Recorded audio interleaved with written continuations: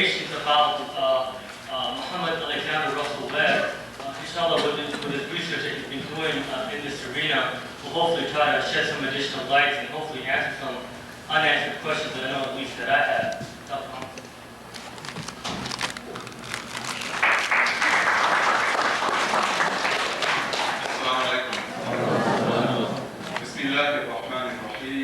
الحمد لله رب العالمين والصلاة والسلام على رسول الله وعلى آله وصحبه أجمعين. Today I want to talk to you about one of the first converts to Islam in the United States, Muhammad Alexander Russell Webb. These are his pictures that you see on the wall. The picture here on my right was a picture that was taken about 1892. This is an early picture. The picture here on the left is a picture that was taken about 1901. In the picture on the left, Mr. Webb has already been appointed the Consul General of the Ottoman Turks in New York City, and he has on his chest two Ottoman medals. One of them is Majidi, and the other one is an Order of Merit. He's probably the only American that we know that ever was given these awards. One of the most important things that we have to do as Muslims in America is to develop a culture. The socio-cultural task must be the primary task of this community. This means to develop an identity in this land, to define ourselves, to gain interpretive control over our religion. And part of that process is history. And writing history in a way that is authentic, but also in a way that is our own. People like Muhammad Alexander Russell Webb are an essential part of that history, just as Umar and Yahya Mahmoud and these other great predecessors are an essential part of that history. One of the things that we want to show in bringing this history to light is the fact that Islam has deep roots in the Americas, that it is not a newcomer. One of the concerns of historians in the global period, especially after World War II, is the development of synthetic history, which is a type of global history. A synthetic history is a history that brings in all the elements, not just particular elements. And any synthetic history of America and any synthetic history of Europe will have to have in it Islam and the Muslims as a fundamental aspect. Webb should be part of that, but he should also be part of that context. When we talk about the history of Islam in America, some of the historians divide it into an old Islam and a new Islam. Meaning by that there is an old period that essentially, insofar as we know anyway, died off or ended. It doesn't have continuity unto the present. And that old Islam would be the Islam of Umar ibn Sa'id, or of Yahya Mahmoud, or of Abdullah and others, Salih Bilali.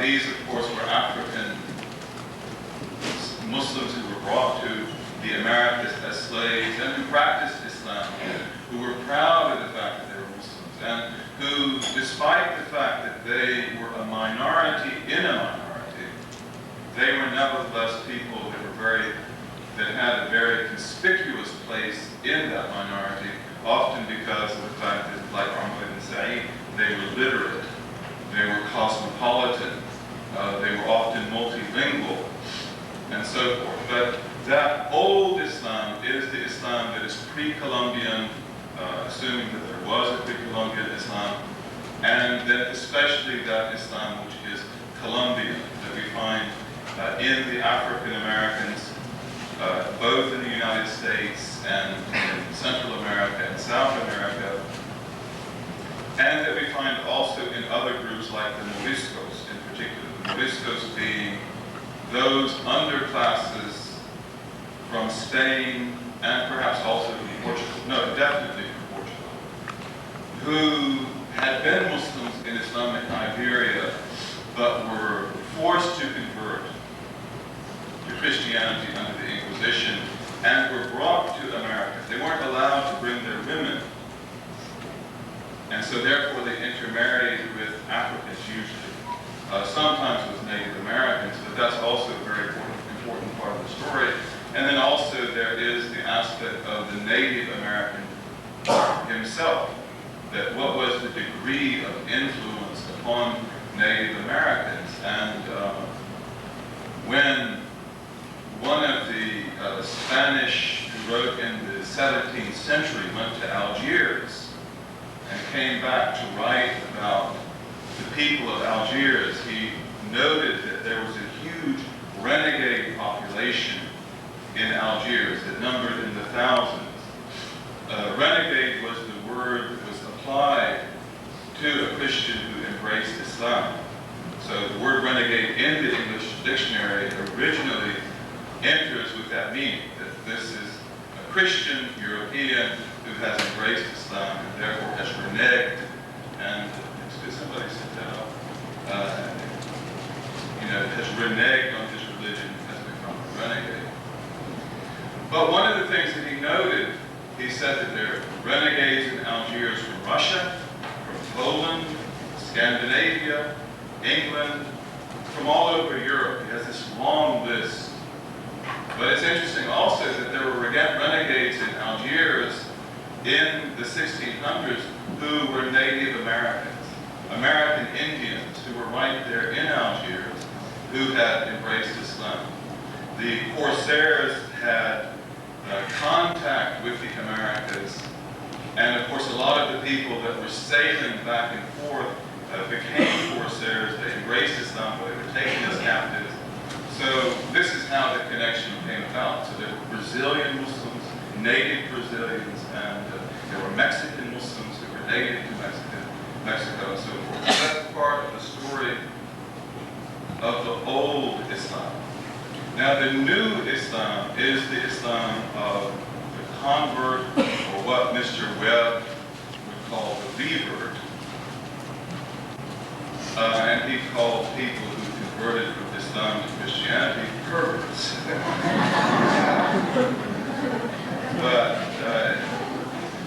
And he said that fortunately not many of them. But it is the Islam of the convert and the Islam also of the immigrant. And that history of new Islam in America is a history that begins around the middle of the 19th century. That's when the first immigrants begin to come over. One of the most notable is Hai Jolly, who comes over in 1856. He's part of the Camel Corps in Arizona, which is put together by the State Department because of the fact that the United States has now taken in the states west of Texas, and they have to ship goods across the desert. They don't have a railway, and mule teams are difficult and slow, so they bring over about 90 camels, and Hai Jolly is one of the people who is in charge of those camels. His name is actually Hajj Ali, but they call him Hai Jolly. And there's actually a folk song about him, which I'm not going to sing for you.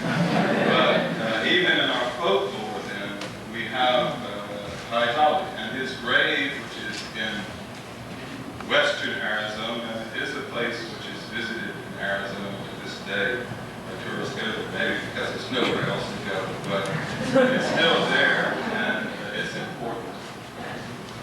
But then the immigration begins to come, toward the end of the 19th century, it begins to pick up, but it's relatively little, and it's also very controlled.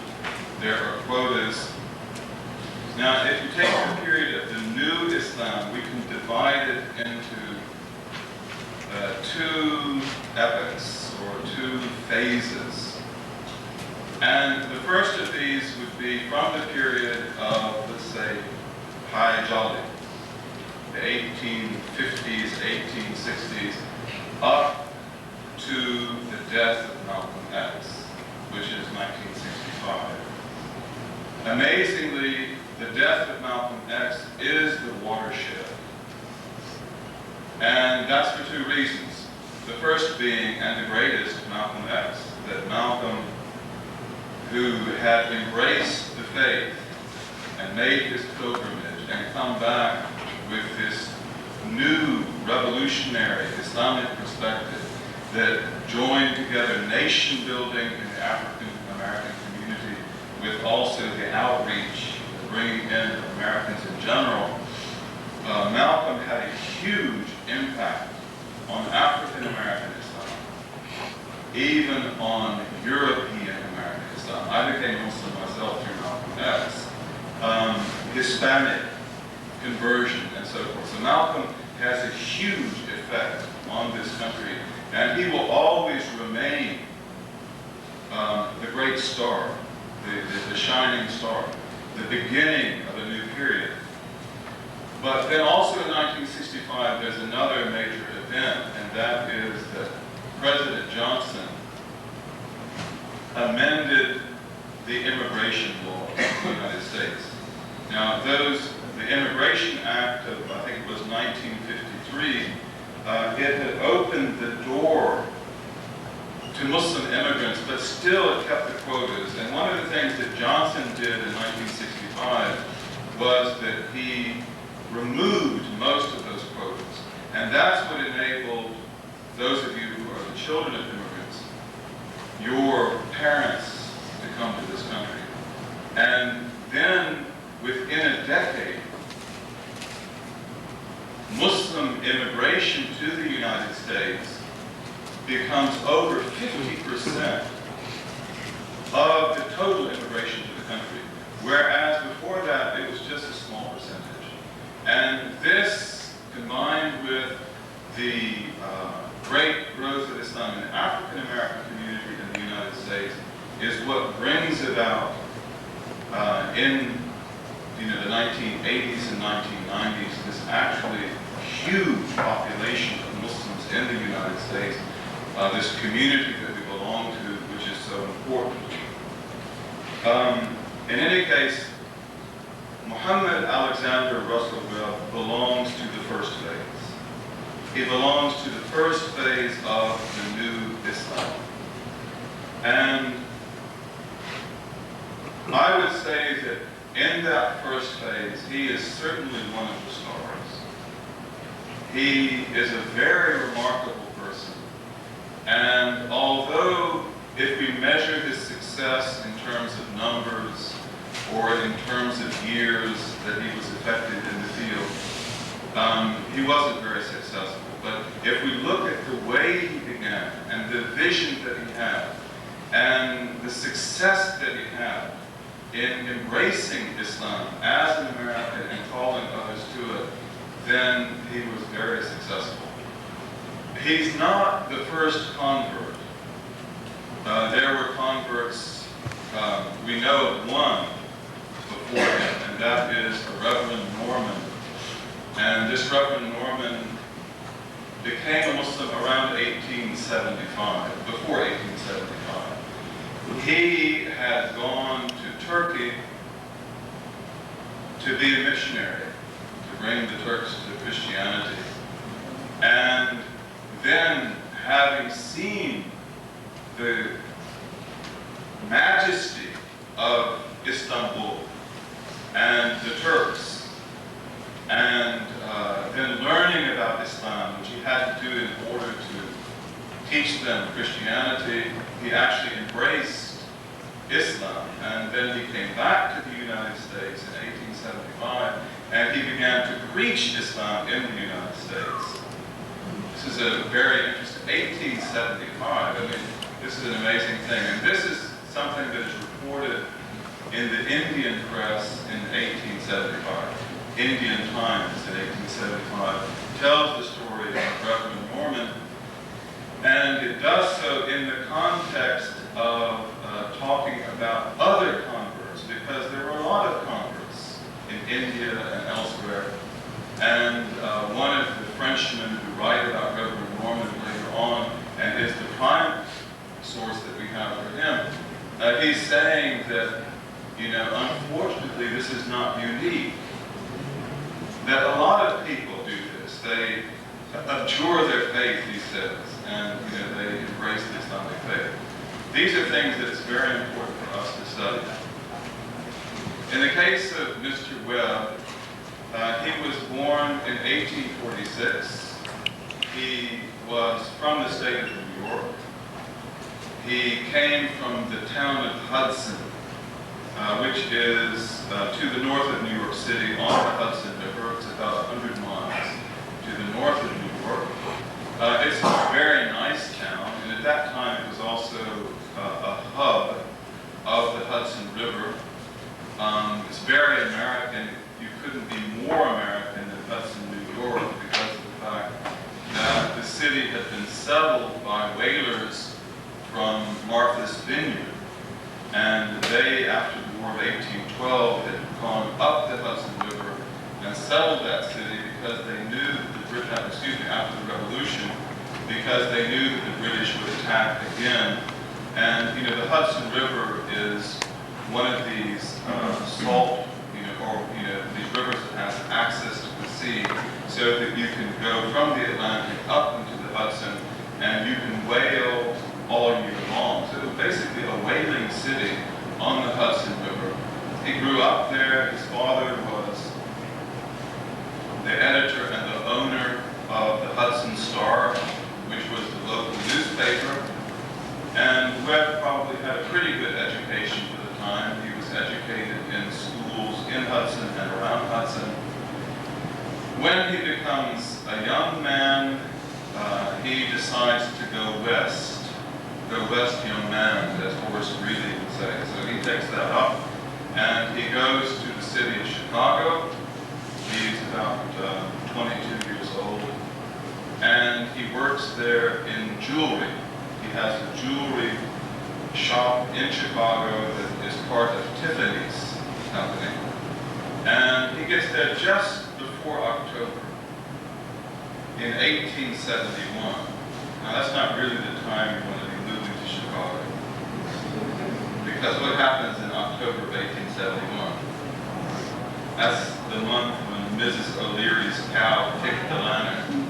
So Webb says that he got to Chicago and he was burned out and he lost everything but his life.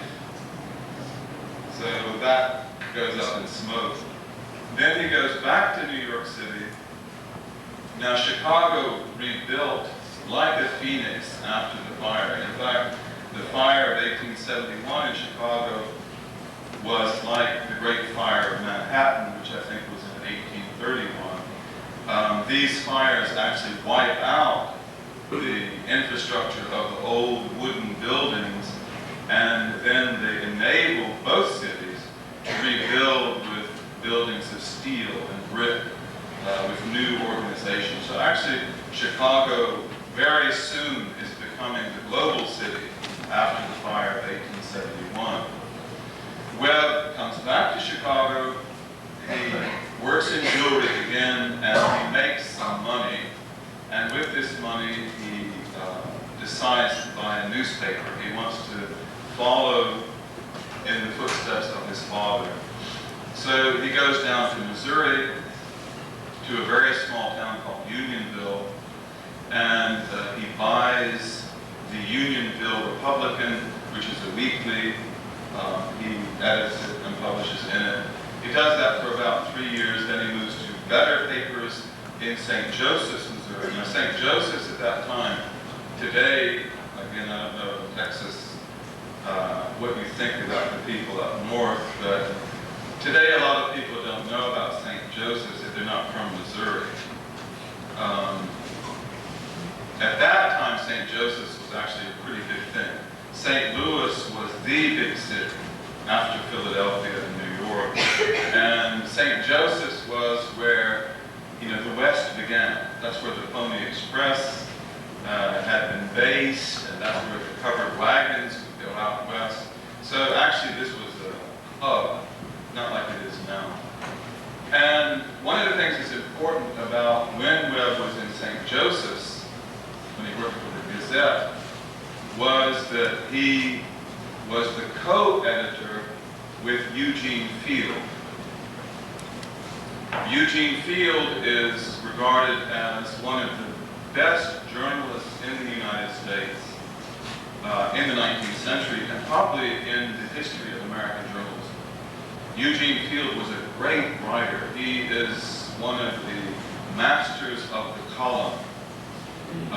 Later on, he would go to column journalism. Later on, he would go to Chicago, and he would write a column called Sharps and Flats, which is one of the famous columns in the history of American journalism. So Webb is right there with him. They are friends.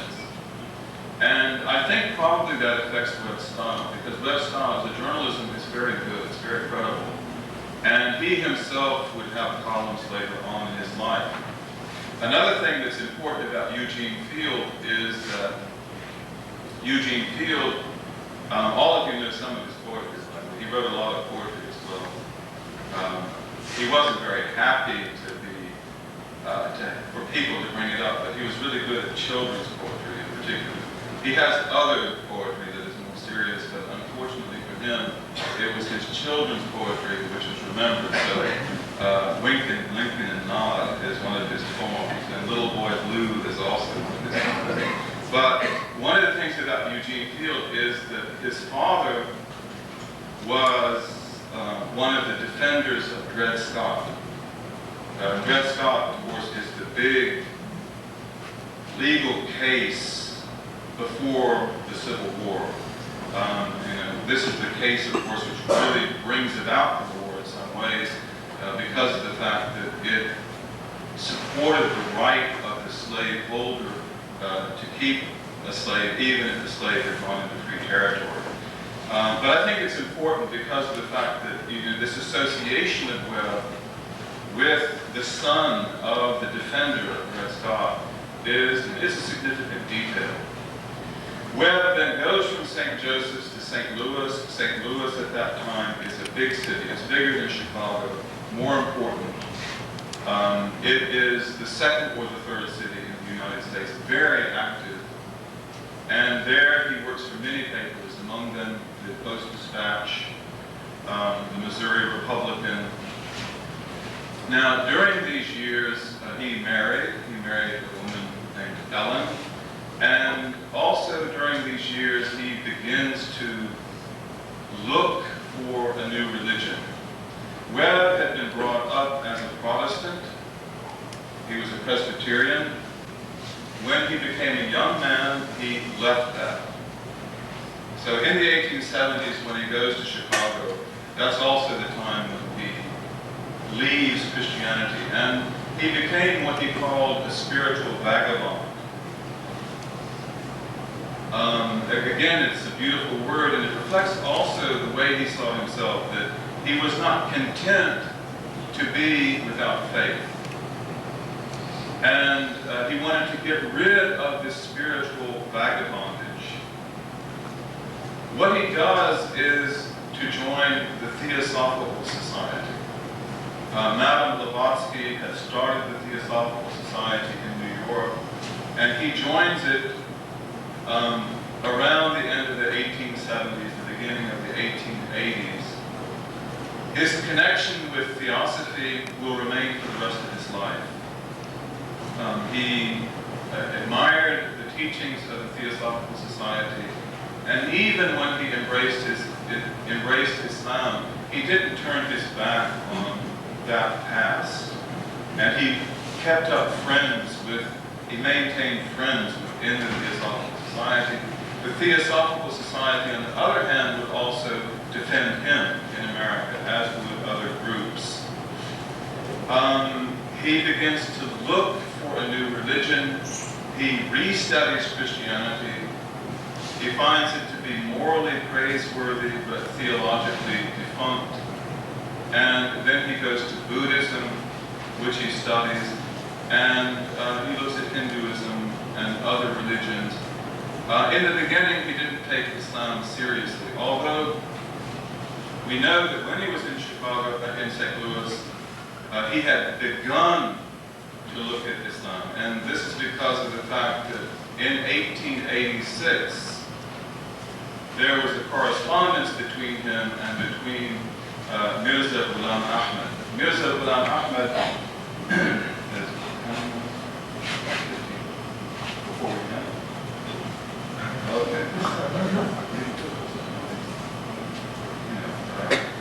Okay, so in any case, with Mirza Ghulam Ahmad, he writes to him and he tells him that he's interested in Islam. Actually, he's seen letters that Mirza Ghulam Ahmad wrote to someone else, and he's interested in that. So he starts a correspondence. There are two letters that go back and forth between the two. Webb's letters are very interesting because he's not convinced yet that he wants to be a Muslim. He admires the faith. He wants to be convinced, but even in his first letters, he proposes that the time is right in the United States for Islam to be brought to the American people and to be propagated. And he even is saying to Mirza Ghulam Ahmad that perhaps we could start a propagation of Islam in the United States. Webb never became an Ahmadi. He never followed Mirza Ghulam Ahmad, but Mirza Ghulam Ahmad did have probably an influence upon him in the beginning. It's also noteworthy that the controversy around Mirza Ghulam Ahmad is not at this time. It won't be until the 1890s. In fact, when Webb later on becomes a Muslim and he goes to India, that's when the controversy around Mirza Ghulam Ahmad is broken out. And he actually wants to visit him, but his friends say that it's better not to because we are now in the process of raising funds, and if we go see him, that would be harmful. Webb in 1887 is appointed Consul of the United States to the Philippines. And he takes his family, goes to Manila, and he says later on in writing to the State Department that the chief purpose why he accepted the post in Manila was because he wanted an opportunity to study Oriental religion in the Orient. And that's what he does. When he goes to Manila, he continues his study, which he had been doing very intensely.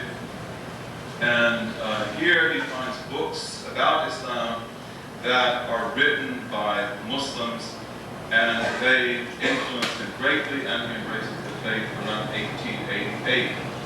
The books that he finds that impress him are the books of Amir Ali, and also Sayyid Ahmad Khan, and Shabab Ali. So these are books that belong to what is called the Aligarh movement. The Aligarh movement, which is a modernist Islamic movement based in India, and the writings of Amir Ali in particular really sweep Webb off of his feet. I remember even when I became a Muslim that the spirit of Islam of Amir Ali and then also his life of the Prophet had a tremendous impact on myself. And I can imagine in the 1880s how much of an impact it must have had on Webb. So Webb and his family become Muslims, and then he is linked up after that with Muslims from Bombay. This is the family of Abdullah or Kaur is his name. And Abdullah Kaur writes to Webb. Webb writes back to him. This correspondence has not been studied, but it's in the Indian newspapers in the Bombay press. Very interesting. Again, Webb wants to propagate Islam in America. Every time we see him writing, he has this interest. The newspapers are then brought to the attention of a merchant from Bombay who lives in Medina and Jeddah, whose name is Abdullah Arab. Abdullah Arab is really taken by Webb.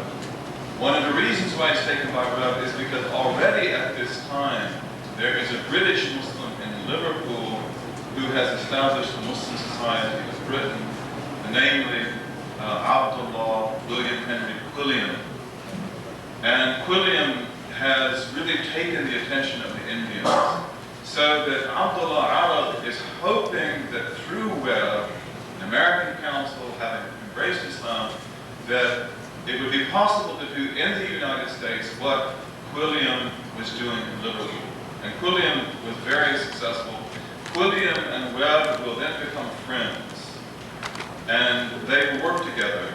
And also other British Muslims will come into the picture who really support Webb. And this connection between Webb and between the British Muslims was very important to him. You have to remember that at that time, the immigrant community is really small in the United States. So this gives him the moral support. Finally, Abdullah Arab comes to the Philippines and he meets Webb. He's very impressed with him and his family, just as Webb is very impressed with Arab. And he says that, look, let's put together a mission. And you go back to America and begin to propagate the faith, and we will support you. They agree to that. Webb continues to work in the Philippines. He gets a telegraph finally from Mr. Arab who says that, okay, come to India now. So Webb goes to India. He tours India in 1892. He gives speeches in Bombay, in Hyderabad, in Madras, and then he goes to other places. He goes to Lahore, he goes to Calcutta. The purpose of his trip is to gather funds. It's a fundraising trip, although he doesn't take the funds himself. But this is the purpose. He has a lot of problems there with British intelligence. The British don't allow him to speak in many places. He says also he couldn't even eat dinner without there being at least a British maid who was there to listen to what was said.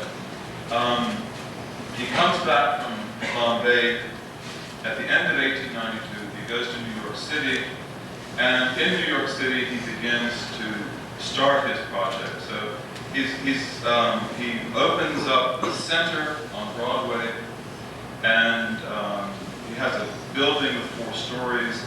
They have a printing press where they will print books, and they will also print newspapers. He will print 2 newspapers. One is the Muslim World, and the other one is the Voice of Islam. Again, he's following exactly the pattern of Quilliam. Quilliam has 2 newspapers. One of them is the Crescent, and the other one is the World of Islam. One of them is monthly, the other one is weekly. Webb has a lecture room, which is beautiful, a really beautiful lecture room. It's also a prayer hall. They have a kitchen and a dining room upstairs. They have a place for scholars to come and stay. They're hoping in the beginning to bring scholars from India. And actually his success was tremendous in that first year. The response of the American people to his newspapers, which are very good newspapers, very well written, very interesting, very captivating, was profound. He was invited to speak all over the United States, even in Texas. He spoke in Chicago, he spoke in Michigan, throughout, in the South, he spoke along the East Coast. He would go to parlor meetings, he would give parlor talks, and the biggest thing that he did, of course, in 1893 was that he partook in the World Parliament of Religions, this great event in Chicago that year, which is one of the landmarks in the cultural history of the United States. Really the beginning of pluralism in the United States on a practical level. It's interesting that when Webb comes back to New York City, he wanted to stay out of the spotlight. But he couldn't do that. He was discovered by the New York Times, and the New York Times then makes a big article on the front page that, Webb is back and he's going to start his mission and he's got all kinds of money, which he didn't have, in fact. I mean, he wouldn't receive most of that money. And 2 dinners are given in his honor. And at one of those dinners, you have really big people in American literature and journalism that were there, among them Mark Twain. And it's interesting that Mark Twain and Tom Sawyer Abroad, we're running out of time, aren't we? And we're not going to have any time for questions. I'm just rambling on. But in Tom Sawyer Abroad, which comes out in 1894, see, Webb comes back in 1893, and Mark Twain probably knew him in Missouri, for that matter. And the fact that Webb had embraced Islam, this was a big thing in the United States. It was in all the newspapers. It was a hot item. Even when he goes to the World Parliament of Religion, people rush in to hear the Yankee Mohammedan talk. But Mark Twain, you see, in Tom Sawyer Abroad, which will come out the next year, he talks about Missouri Muslims. That's one of the parts of the book. You see that Tom and Huck and Jim, they take this balloon to Africa, and they come into Egypt at the end of the book, and Jim, has to pray in Egypt. Jim is really excited because Jim is a Presbyterian, and Moses, this is the land of Moses, and Moses was a Presbyterian like him. So, Jim is really excited. But they go in Cairo and they come into this big mosque. They see these big mosques, and Huck says that, he said, I seen churches that were so big. He said that if you took our church and you put it in there, he said it looked like a box of dry goods. And then in the mosque, there are dervishes dancing. This is, of course, Mark Twain's imagination. And Huck says he almost got drunk looking at the dervishes. And then Tom says, well, he said they're Muslims. And Huck doesn't know what a Muslim is, so Tom says, well, because he doesn't know either, but he says that a Muslim is a person that's not a Presbyterian. And Huck says, well, then there's lots of them back in Missouri. But I never knew that before. And I think also there's probably a connection between that passage, which is one of the examples of the humor of Mark Twain, and between Webb. He's probably got Webb in mind when he says that. In any case, Webb runs out of funds towards the end of 1893, and he makes a trip to the Ottoman embassy of Washington, D.C. at the end of 1893. The Ottoman ambassador, who is a Christian, a Turkish Christian, really likes Webb a lot. And he has the highest words for Webb, about Webb. And he writes to the Sultan Abdullah, and he asks him if he's got to support this man. But unfortunately, the support doesn't come through. Like adequate support doesn't come through. Webb is already taking loans. The people who are working with him are paying out of their own pockets just to keep the newspaper running. In any case, in 1894, 1895, Webb is really poor. He has to move up to Ulster Park, New York, which is about, I'd say, 60 miles north of New York City, in the Catskills. And he lives there in an old, rundown house that his wife buys for her money. There is a financial scandal at this time, and that is that Mary Keith, who's also called Nafisa Keith, and another man whose name is John Lant, they make allegations against Webb. In the case of Lant, he actually publishes his own paper, and he spreads allegations in India that Webb has misused the funds. And so what the effect of that is that whatever funds were already cut off are now completely cut off. So Webb ends up with nothing. I've studied this pretty well. The Turks talk about it, Ottoman Turkish documents talk about it, the New York Times also reports on it, and ultimately the New York Times sends a reporter up to Ulster Park. There's a rumor that Webb has taken all the money and that he's sort of built Ulster Park, he's bought it, he's gone into real estate, and the reporter goes up to Ulster Park and he finds out that that's all completely false. That Webb is living there in poverty, he's there because he can't afford anymore to live in New York, and the Times exonerates Webb, essentially, and the Turks did the same thing. The Turks exonerated him, and then, at the end of the century, Sultan Abdul Hamid, probably to indicate the worthiness of this person, appoints him now as honorary Turkish consul in New York City. And then also he has him come to Turkey, and he honors him there with these medals that you see, which are really big medals in Turkish history, by the way. The Mejidi, which is the big one, is not given to anyone. That's a very great prize. And again, one of the things about Sultan Abdul Hamid is that he was the sort of person who would not, base anything that he did on rumor or hearsay. He actually investigates things. So there's no question that Webb was fully investigated. There are in the Ottoman archives documents about Webb. I've had access to some of those documents. That's what I base some of the things that I've said on. One of the things, for example, in the Ottoman archives is that Webb had established in the United States, in the first year alone, 6 different circles. He had a circle, he had 3 in Manhattan, he had 1 in Brooklyn. Of course, Brooklyn at that time was a different city.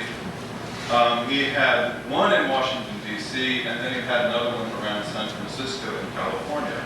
And these are reading circles for converts, whom he called the Muslim Brotherhood, and then also for people that are just interested in coming and hearing about Islam and reading Islamic books and things like that. Let me conclude now. I'm really sorry that I took time and didn't leave time for you to ask questions, but I think one of the important things about Webb for us is that,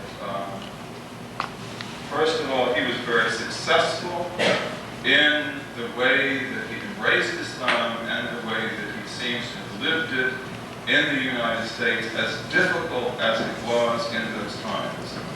One of the things that Webb did was that, knowing American society very well, being himself an American, he felt that to become a Muslim was definitely one of his options. That there was nothing about it that would, as it were, put him out of the context of his culture, that would negate his identity. On the contrary, he felt that it would confirm his identity. And in the United States, it was natural that he would have very strong opposition from the missionaries, from certain church circles, and from other people as well. And this he did have. He was met with really strong opposition. And no doubt things were done also to torpedo the work that he did. And although I wouldn't want to insinuate anything about what happened in New York in 1894, but it's certainly not beyond question that there were interests that were behind these events. Just like when Webb was in England, when he was in India, he was continually being harassed by British intelligence, and he felt that very strongly. But one of the things that he did is that in the United States, he realized that a lot of Americans had an affinity to him and to his approach to life, and to the fact, and to the affirmation of the fact that he had this option to become a Muslim. So Webb always plays with those people.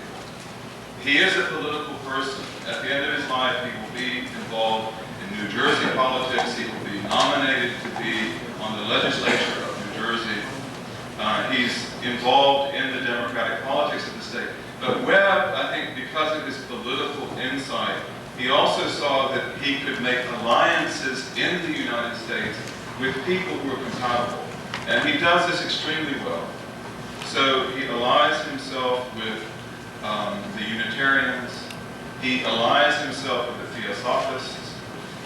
He aligns himself with liberals.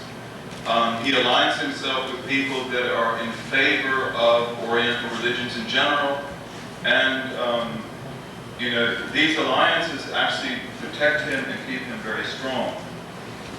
Webb believed very strongly that Americans would be receptive to the teaching of Islam. And he used to say that, he said, I'm not so vain that I believe that I'm the only American intelligent enough to perceive the greatness of Islam. Nor do I believe, if the opposite were true, that I am so stupid, that I am the most stupid American, that I'm the only one that can see that could not see that it were false. So he said that, so he believed that he was in the middle, and the vast majority of Americans would agree to the same things that he had agreed to. Webb believed that the process of propagation of Islam in the United States was essentially a process of presenting the religion to the people in a way that is honest and forthright. And he was convinced that if the Americans knew about the religion, that they had in them enough objectivity and a great sense of fair play that they would be attracted to it and that they would embrace it like he had himself. He believed very much in the need to create a literature in the United States, to use the English language as a vehicle for Islam in this country. He struggled against the obstacle of the lack of translations. For example, he could only use the translation of Sale, and there was not a better one. Muhammad Ali, who was working on his translation, apparently consulted Webb, although Webb will die before that translation ever comes out. But Webb wanted a beautiful translation of the Quran in English that could be made available to the American people. And also he noticed that Americans had a great demand for literature.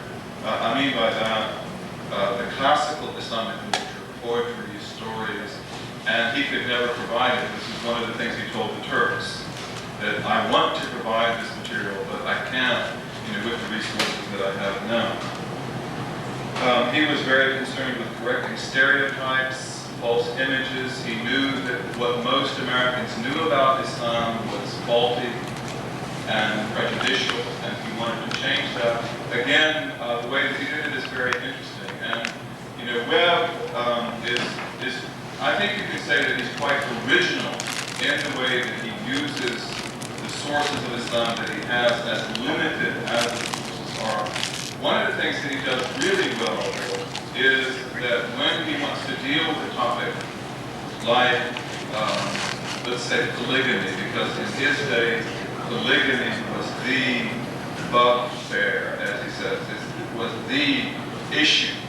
And this is, when he went to the World Parliament of Religion, he is asked, actually, before he even begins to speak, to say a few words about polygamy, which is the last thing that he wants to say anything about. And actually, he does a very good job of it, because he says that, well, things have their context and they have their meanings. But he says that, first of all, it's not an essential part of the religion. You're not here to spread polygamy. But he says that if you knew what it really was and the fact that it can have certain salubrious social effects, then you would say that any Christian who practices polygamy, you would say, Godspeed him. And of course, when he said that, they shouted out, shame, shame. And this Joe Cook, who was from Boston, Joe Cook was a real fundamentalist. He was about 300 pounds of a fundamentalist. He would walk, the floor would shake. And he was always, throughout the parliament, he'd always raise up his handkerchief, you know, when the people were supposed to applaud, or he would do other things, but he's up there booing and shame, shame, and so forth. But in the end, the people, Webb dealt with it very well, and they applauded him. Yet what Webb would do often is that he would, again, he's an editor and a writer, but as an editor, then he will bring in somebody else to talk about it. So he has beautiful articles written, for example, by Lady Parkinson, who had gone into the households of India and who reported, who herself had been a person completely opposed to Islam and believing that it oppressed women and so forth. And she actually lives in the houses of India, and so she writes really beautifully that it's not like you say. That it's very different. Algeria, she did the same thing. He has other women write about it. Now that's extremely effective. And he has Leitner, who's a German Orientalist, give articles on other things like jihad or slavery or whatever. And find out, complete my speech with this, but the love of the Prophet, this is something very conspicuous in Webb. And I don't think that you can read what he writes about the Prophet sallallahu alaihi wasallam, but that you have to say that he had a personal connection. When he went to India, the Indian Muslims said that too. They said he's not a dry Muslim. They would say he is, I think they said, Pulka Musliman. You know, that he is a pure Muslim. Yeah, Pulka Musliman. And, you know, but they said that he has the spirit of the faith. He has also the spirit of Rumi. And Webb loved Rumi. He loves Sa'di. He uses them in his journal. And he cites them in his journal. He also has a book on prayer. He teaches prayer. But I think that one of the really beautiful things is that Webb, as a pretty cultured person, you know, he brings in his journal the poetry of Walt Whitman and of other people. But in the case of the Prophet, in the celebration of the birth of the Prophet, who was born, sallallahu alaihi wasallam, about this time, this is about the birthday of the Prophet, today's the 12th, I think, he publishes a poem of Victor Hugo on the death of the Prophet. And really, this poem is spectacular. So you see, I would call this, you know, tremendous aptitude. You know, that instead of taking something from a Muslim, he takes Victor Hugo, and he publishes that poem. Now, Victor Hugo's got a few mistakes. He doesn't really know who Zayd ibn Haritha is, and he's got some problems historically, but the poem is very beautiful, really, really beautiful. And in any case, I think that we are honored in this country to have this legacy. This is the will of God, that he guided this man to Islam just as he guided Malcolm X and this generation of new Muslims. And it's very important to study that history and to articulate it and to bring it forth. Webb, I'm going to finish right now. When things really got bad, he published his paper from 1893 to 1896. Most people say just 1893. 4 years he published his paper. And in the end, he was just doing it on his own, in his house, up in New York, in Ulster Park. But an Indian Muslim wrote to him in 1895, and he said that I'm really grieved by the difficulties you've had, and by the blindness of the Muslims, not to support you. This was the thing, that Webb failed really because the Muslims would not support him financially. They didn't keep their promises.